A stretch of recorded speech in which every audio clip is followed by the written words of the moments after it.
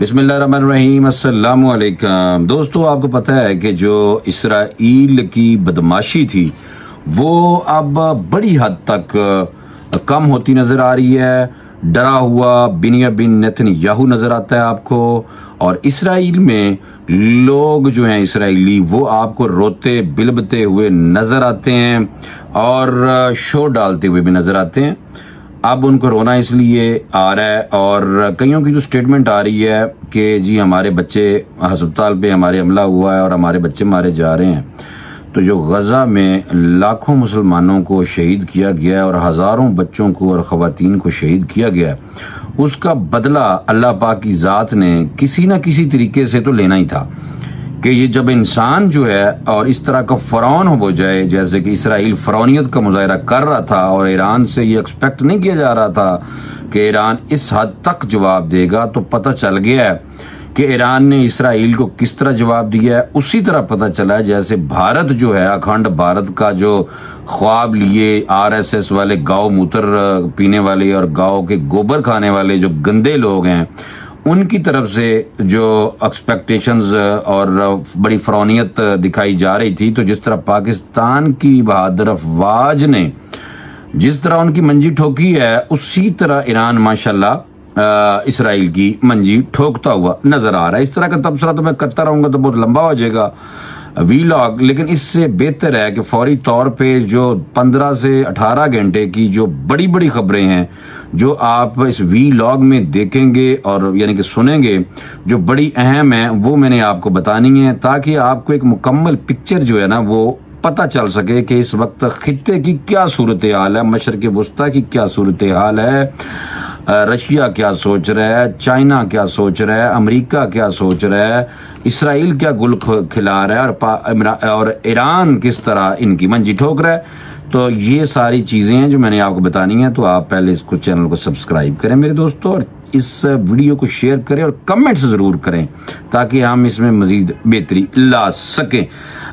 थोड़ा जा खुलासे की तरफ आ जाते हैं। खुलासा यह है कि अमेरिकी इंटेलिजेंस की एक रिपोर्ट में कहा गया है कि ईरान ने अभी तक जो जौहरी बम बनाने का फैसला नहीं किया, लेकिन अगर उन्होंने आयतुल्लाह खामनाई सुप्रीम लीडर जो ईरान के है उनको शहीद करने का मंसूबा बना के अगर उनको कर दिया अटैक, तो समझ लें कि दिनों में ईरान एटमी ताकत बन सकता है। ये जनाब अमेरिकी इंटेलिजेंस की एक रिपोर्ट है, उसमें कहा गया। इसराइली फौज ने जुमे को जो ईरान ने मिसाइलों के जरिए उनकी मंजी ठोकी थी, उस मंजी ठोकने के बाद जो उनका एक शहर है बीर शिबा, ये बेसिकली टेक्नोलॉजी पार्क है वहां पे। तो जो टेक्नोलॉजी पार्क है ना मेरे दोस्तों, वहां पे ईरानी मिसाइल रोकने में जो नाकामी है वो इसराइल की तरफ से तस्लीम की गई है। दूसरी तरफ इसराइल जो सहाफी हैं वहां पे, जो इसराइल के अंदर गैर मुल्की सहाफी हैं, उनको भी तंग करना शुरू कर दिया है। और बहुत सारी वीडियोस मेरी नजर से गुजर रही हैं कि मैं वहां पे देखा जा सकता है कभी कोई जर्मन रिपोर्टर है उसको रोक के उसकी सरजनश की जा रही है। एक अननोन बदमाश टाइप जो वहां का इसराइली, वो भी क्योंकि आपको पता है ये भी बदबूदार ही लोग हैं, उसी तरह जैसे आरएसएस के बदबूदार लोग हैं। तो ये बदबूदार जो था वो जर्मन जो खातून थी जर्नलिस्ट, उसको हरासा कर रहा था।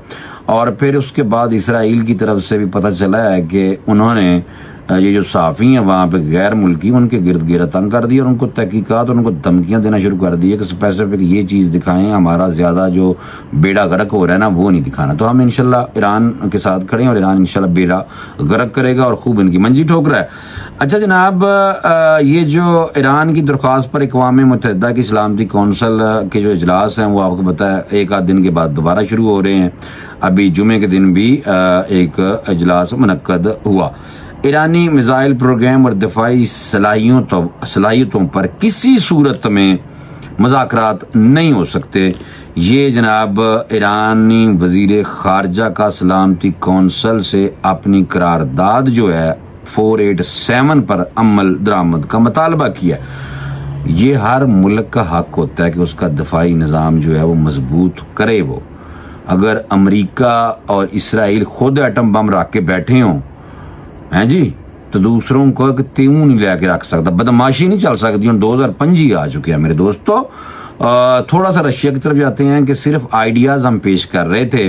पुतिन ने ईरान और इसराइल के हवाले से के जो दरमियान में सालिसी की पेशकश थी उससे इनकार करते हुए पुतिन साहब ने यह कहा है, रशियन जो आपको पता है सदर, रूसी सदर ने कहा है कि हम तो सिर्फ आइडियाज दे रहे हैं, अगर हमारे आइडियाज दोनों मुल्कों को पसंद आते हैं जंगबंदी से रिलेटेड भी, तो वो हम उन यानी कि हमें खुशी होगी, लेकिन हम सालसी वालसी कोई नहीं करना चाहते। बड़ी जबरदस्त बात वैसे की है, क्योंकि इसराइल बदमाशी ये ना समझे ना कि इसराइल के जनाब ये रशिया को ईरान अप्रोच करके कह रहा है जी जंग बंद करो, ना कोई चक्कर नहीं, ईरान पर हमले नहीं रोके जाएंगे। इसराइली सफीर घटिया बदबूदार, जब तक ईरान का एटमी खतरा खत्म नहीं हो जाता हमले नहीं रोके जाते। ना रोको मंजिल थोड़ी ठोक रहे हैं मिसाइल के जरिए। इंशाल्लाह आन करीब आप देखना कि रशिया और चाइना ने जब मिसाइल और दे देने हैं ईरान को, और पाकिस्तान में पीछे कोई नहीं रहना। हम देखना ये है कि पाकिस्तान को क्या ट्रंप ने मना लिया है कि उसी ईरान दे हवाले नाल ज्यादा मुहब्बत ना दिखाए, हो सकता है कि गल हुई होवे, लेकिन ये बातें जो हैं वो सामने नहीं आ सकती।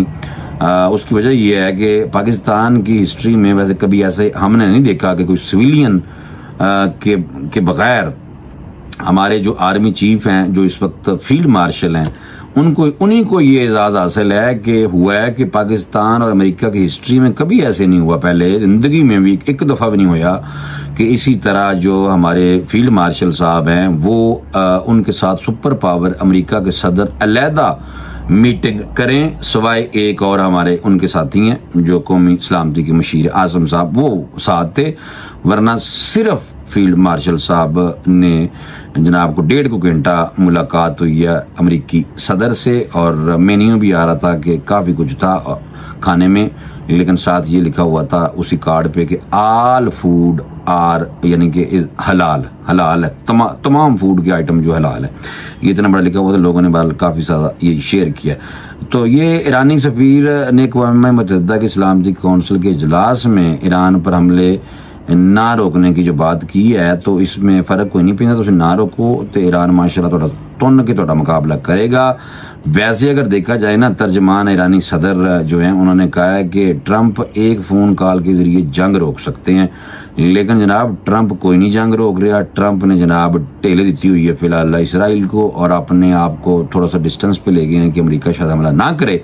अगर अमेरिका ने वैसे हमला कर भी दिया ना, तो रशिया चाइना जब ये आए ना दरमियान में, और उस तरफ से कोरिया, तो फिर की बनेगा, फिर अमेरिका और जरा कमजोर भी होगा, अमेरिका की मंजी ठोकी जाएगी जगह जगह पे, और ईरानियों ने वैसे लॉक किए हुए इनके बैरी बेड़े, तो फिर अमेरिका की जो सुपर पावरी है ना ये बढ़ जानी है। हाँ, तो इसलिए अमेरिका बड़ा चालाक है। वो ट्रंप ने कहा 2 हफ्ते और मैं ये फैसला नहीं करना, फैसला होया लेकिन मैं ऐलान कोई नहीं करना, ये ट्रंप कह रहा है। तो उधर अगर चले जाए ना थोड़ा सा हम तुर्किया में, यानी कि तुर्की हमारी जान, हमारी आन, हमारी शान, हमारा बाई मुल्क, इसराइली जारियत के खिलाफ मुसलमान मुत्तहिद हो जाएं, ये तैयब उर्दगान ने बात की है। उससे पहले ख्वाजा आसफ साहब ने असम्बली में खड़े होकर ये बात की थी। तो इसलिए ये इनके खिलाफ मुसलमानों को खड़ा होना पड़ेगा, लेकिन मुझे नहीं लगता कि अरब खड़े हों, अरब नहीं हो सकते, क्योंकि अरबों के बारे में तो हदीसें मिलती हैं कि उनके लिए हलाकत होगी, और वो भाई नहीं, अरब तो तकसीम है, तकसीम दर तकसीम है बल्कि। तो इसलिए मुसलमानों के हवाले से जो तुर्किया के सदर हैं तैयब उर्दगान साहब, उन्होंने कहा कि इन मुश्किल दिनों में मुसलमानों को अपने इख्तिलाफात भुलाकर मुत्तहिद हो जाना चाहिए, जुल्म के खिलाफ खामोश रहना जुर्म में शरीक होने के बराबर है, मुतरादिफ है बल्कि भाई।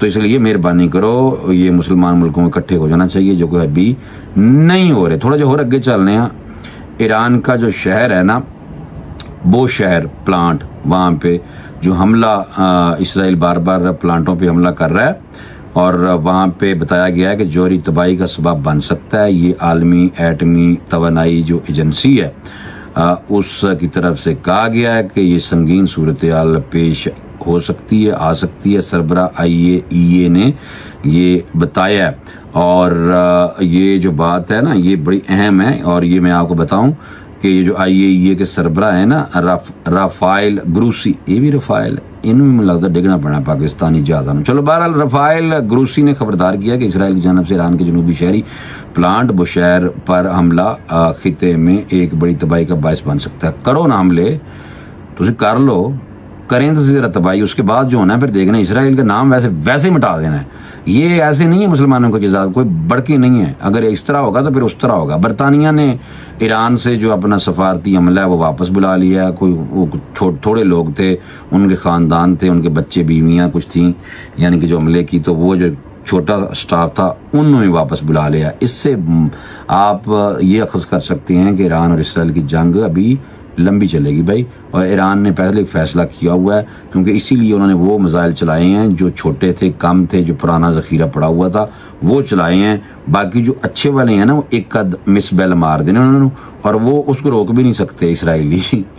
तो ये इस तरह चल रहा है सारा सिलसिला। ईरान इसराइल जो बहरान पैदा हुआ है उसमें अमन की कोशिश में किरदार अदा करने के लिए पाकिस्तान तैयार है। शहबाज शरीफ की अमेरिकी वजीर खारजा जो है उसको टेलीफोन पे फोन किया है।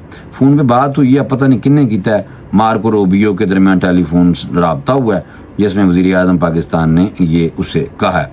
ईरान को हसास मशीनरी की फराहमी के इल्जाम में अमेरिका ने 20 इदारों पर पाबंदियां आयद कर दी हैं। देखिए नाल फिर किन्ने अमेरिका नहीं जी, इसराइल दे रहा सारा कुछ। 5 अफराद और 3 बहरी जहाज़ों पर भी पाबंदियां आयद की गई हैं। बरतानवी रोजनामे की ये खबर है। और ईरान इसराइल फौरी तौर पर जंगबंदी कर दें। यूएन सिक्योरिटी जनरल का सलामती कौंसिल का जो इजलास था वहां पर उन्होंने खिताब किया है। और आपको पता है कि ये जो सेक्रेटरी जनरल है ना अक़वाम मुत्तहिदा के, अंतोनियो गुतेरेस, मैंने बहुत पसंद है, अमन पसंद बंदा है बहरहाल। और इसराइल ने बिला इश्तियाल हमला किया, वो जंगी जराइम का इर्तकाब कर रहा है, बैनुल-अक़वामी कानून की खिलाफ वर्जी भी कर रहा है, जोहरी तनसीबात को निशाना बना रहा है। इसराइली जारियत रुकने तक मुज़ाकरात बेमानी है। इंसानी हकूक कौंसिल से खिताब जनेवा पहुंचने पर ये सहाफ़ियों से गुफ्तगू की है ईरानी वजीर खारजा अब्बास इराक़ची साहब ने। ईरान की जवाबी कार्रवाई एक बार फिर इसराइल पर तुन के मिसाइल छुटे गए ने। 17वां मरहला, ये 17वां अटैक है, 17वां। दोनों यानी कि जो मुल्क हैं वो इधर आके घटियापन कर रहा है, और जोरी जो प्लांट्स हैं ईरान के उस पे बमबारी करके भाग रहे हैं। ईरान मिसाइल माशाल्लाह चला रहा है। और 17वें मरहले के दौरान ईरानी फौज ने इसराइली फौजी मराकज, सनती कमान और कंट्रोल सेंटर्स, जासूसी के अड्डे, मिसाइलों और ड्रोन से इनको निशाना बनाया है। तर्जमान ईरानी अफवाज। और शुक्र करो कि इंडियन मीडिया कोई नहीं थे, वरना इतना घटिया और बदबूदार सी कि जिस दिन पाकिस्तान और इंडिया की जंग लगी ना जब, तो उस टाइम उन्होंने कह दिया कि लाहौर की बंदरगाह पे भी कब्जा, हालांकि लाहौर तेरे माँ ने बनाया है उत्थे बंदरगाह, लाहौर में जी बंदरगाह पे कब्जा हो गया, वड़ गई। ये अर्नाब गोस्वामी थी, वो मेजर गौरव घटिया गाँव मूत्र पीने वाले, उन्होंने अपनी आवाम को इतना पागल बनाया और इतना कुछ कर दिया कि सेना घुस गई है पाकिस्तान में। उसके बाद जब सुबह उठे थे पाकिस्तान ने मंजा ठोकिया होया सी इन्हां दी मंजी, तो जो मंजी ठोकी हुई सी, तो फिर लोग उन्होंने अपने गोदी मीडिया कह के मजीद लोग उनकी घटियापन पे लान तान की, और फिर उसके बाद सौरियां करते फिर रहे थे। ईरान को इसराइल के साथ तनाज़े खात्मे के लिए जामा सफारती हाल पेश करेंगे, इस तरह की गुफ्तगू भी हो रही है। इसराइल की ईरानी मिसाइल हमलों में तबाह अस्करी तनसीबात की अकसबंदी पर जो मैंने पहले बात की थी ना, कि वो जनाब जो सयूनी हैं वो डरपोक हैं, बेसिकली रोते फिर रहे हैं, और जो गैर मुल्की मीडिया उस पर भी सख्ती वहां कर रहे हैं। इसराइली जारियत और अमेरिकी धमकियों के खिलाफ लाखों ईरानी जो हैं वो माशाल्लाह एहतजाज भी कर रहे हैं, और ईरान माशाल्लाह फुल